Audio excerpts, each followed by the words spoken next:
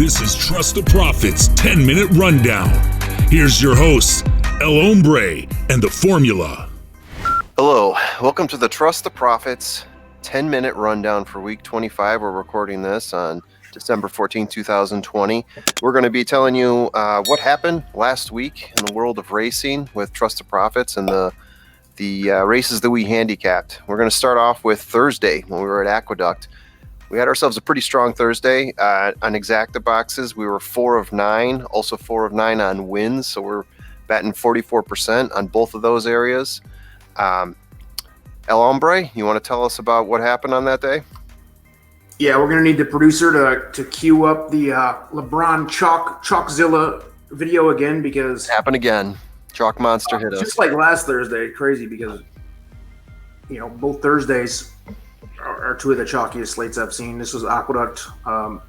We covered 8 out of the 9 exotics. Like you said, we covered 4 of 9 on exactas and wins. Mm-hmm. Still came out negative on Thursday. Yeah. Mostly due to, just for an example, the early pick 5 paid $79 and the pick 4 paid $20.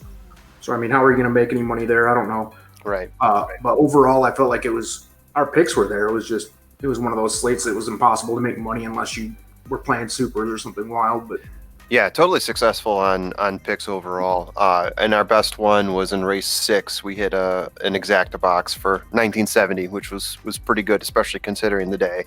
And it was a high risk pick for us, but it hit the 2 less risky of horses.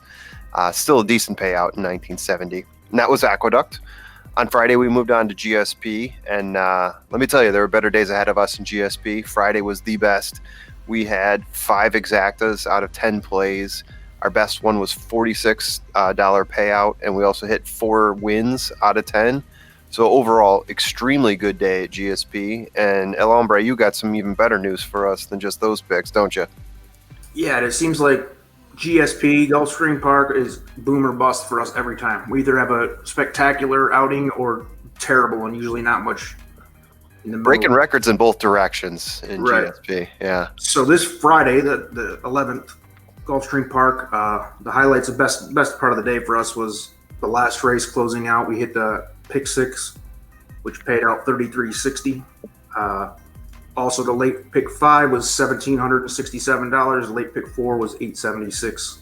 Yeah, which all of that, and obviously all the rolling pick 3s and daily doubles along the way at good prices, gave us a record for ROI percentage for overall for the slate. So yeah, for any slate for that matter. When we put together a pick 5 and a pick 6, those are really the numbers that we're aiming to hit there, right? Hitting those 4-digit numbers each time with a pick 5 or pick 6. Anything that falls short of that. You have to, yeah. You have to, yeah. It's like it's the same example on Aqueduct the day before. It paid trash because you had Chalkzilla on every race. Right, so right. This worked out well for us. I think, there was decent prices all the way through those sequences, and we had them. So, yeah, overall, one of the best days we've ever had, especially in terms of exotics. From a pure ROI standpoint, it was a record. So absolutely, yeah, and an absolutely solid day on exactas also. Right, plus 30% or more on ROI for exacta boxes, and positive on wins as well. So yeah, sweet day at the park. Yeah, race 8 we hit My Little Rosie and Gravel Gertie for that $46 payout on that. Terrible, stupid names, but it didn't matter. Oh, it's beautiful music. What was it? Gravel Gertie? Come on, man. Gravel Gertie. And then Battalion was our big winner in race 5 on a high risk bet, a risky bet, but we didn't get the multiplier on that one. But that's what happens on those risky ones. Usually you get a bigger payout, but it happens less frequently. But GSP on Friday happened frequently enough. But now as we move on to Saturday in Gulfstream, this is where it gets a little rougher. You go from the 2 extremes, the really good to the a little bit rougher. We did have to the old Gulfstream. Gulfstream. Really exactly. Sucked at, but we got better at over the course of time. Yeah. Especially Friday, but just low frequency in terms of what we were hitting, and there were a couple big fields out there. I don't think that was the problem as much as there was just a lot of surprises for a lot of people. You were even saying that a lot of people you knew on Twitter were having issues at Gulfstream as well. So it wasn't just us, which the whole world was bitching about the results because it was wild. It was either pure chalk or Yeah. 50-1 nonsense going on. Crazy. Yeah. I mean, the highlight of the day, we did hit 2 winners in a row. One of them was a top play, which gives us a 5x multiplier. And, at the price, it was a little bit chalky, but with the 5x, it paid out pretty well.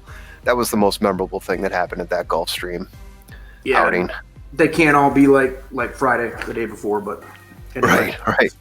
That's for next time. I'm sure we'll be playing Gulfstream Park a lot throughout the season here. So yeah, as we get into the winter months, Gulfstream is going to be a popular ticket. Most def. What else we got?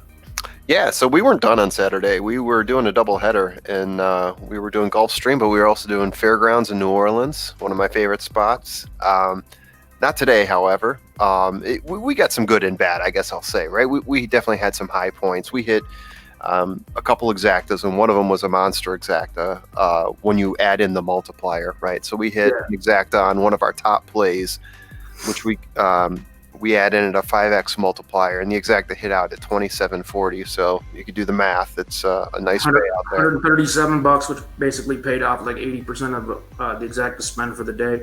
Right. And it basically made our day easy to cover for a positive ROI on exacta boxes. But yeah, I mean, when you hit one like that, it's nice, but we really didn't have the frequency, like you said. We weren't hitting constantly. So if you weren't in on that one, you were good. Your day was made, and we were. Yeah. And again, it was a positive ROI for exactas on Fairgrounds Saturday, but not the frequency we had on Thursday. All at once, baby. Right. Exactly. And then we had one nice win from the Mo but yeah, it was slim pickings there. Yeah. Was that grammar or no grammar? Do you have that? That was not grammar. It was incorrect usage of specific words, but it was not a grammar horse. It wasn't a run-on sentence, a run-on word. Okay, because that's important to note for all the horse players out there that really want to get into the trenches. That's a big learning point. If it's a grammar horse or not, it's a big difference in how you handle it. I will say though, the Fairgrounds bingo card was well represented today, because we had a number of horses that were Cajun in the name, a number of horses that had French names, and then we even had a horse that had the last name of a former LSU running back. So I mean, you're hitting a lot of different squares in New Orleans Fairgrounds.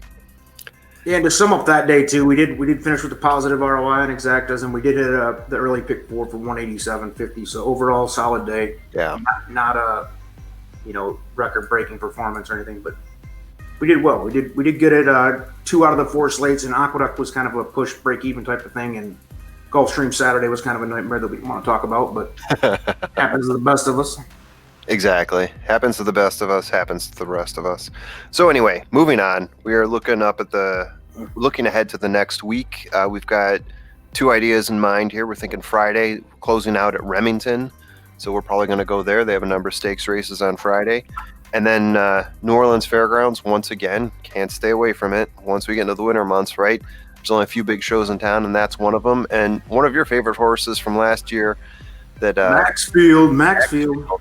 Didn't realize that was my Derby guy. That was my Derby guy most of the early season last year. But right. also we're looking at maybe Los Alamitos for the first time. I don't know if we've ever played there, to be honest. We have never played there. That is correct. We've never played there. We don't like to play the quarter horses much, and that's what they usually have going on. But I think they have a pretty legit program Saturday. Maybe we'll hit that. Yeah, they're starting to get to the point where they've got a number of non-quarter horse races going on. So we're probably going to start hitting a few of those just so we can get back to California. Because without Del Mar and without Santa Anita, that's our joint out there is SoCal. That seems to be our hub for doing well. So. Indeed. So that's what we're thinking about for week 26. We hope you guys are going to follow us on week 26. We'd love to have you following along. You can always contact us on Twitter. Our Twitter handles are below. And you can find out how to get our tickets. Yep. One last thing, too. We have the Malibu Stakes Day, Santa Anita opening day, a free contest. That's December 26th. Again, Santa Anita, Malibu Stakes Day, exacta box contest. It's free. And fun. Yeah, it will be, and I'm gonna win it too, so that'll be even more fun for me. But look on the Facebook page for links and registration information crap on that thing. So I got to save face after the Breeders' Cup Challenge. I mean, that was not pretty for the Formula. The Formula took a lot of risks trying to game that one, and Breeders' Cup made me look silly. So I'm coming for you this time. yeah, I hung in there, finishing I think 9th or something. But Yeah, we're gonna go ahead and win this next one. So indeed. that's it for I think our 10 minutes are about up. So thanks for viewing in. We got over 100 subscribers and a bunch of views already. So thanks everybody. Peace. Have a good one, guys. See ya.